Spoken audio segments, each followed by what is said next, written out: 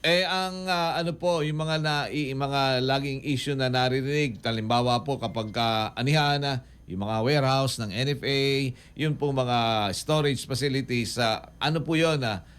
Kumusta po ang ano noon, status admin?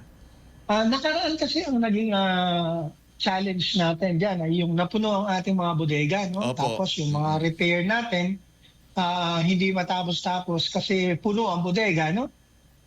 Ngayon, kanya nga ito isang rason kanya dapat maging successful itong subasta natin ng bigas ay para makalabas ang ating stocks. That's one, no?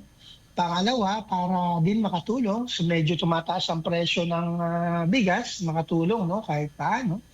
And yun nga, at the same time, para makapamili kami ng palay ng mas marami, no? Mm. Kasi yung 750,000, to be exact, mga 754,000 bags na yan.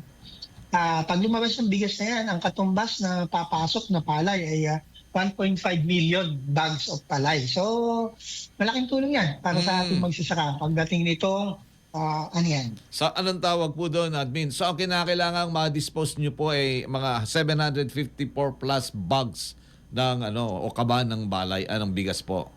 Tama po yun, tama po yun. Yun po ang ating stocks ng aging rice na na-approve ng NFA Council sa atin na pwede nang isubasta. Ayun. So, pagkatapos po nitong masubasta, itong 754,000, manghihingi ulit tayo ng authority sa National Food Authority Council na magsubastang muli noong mga susunod na mag-age na bigas. So ganun pala ho yun, every ang average lifespan, parang anong tawag doon, shelf life po shelf life po ng bigas natin ay 3 months pala para masarap.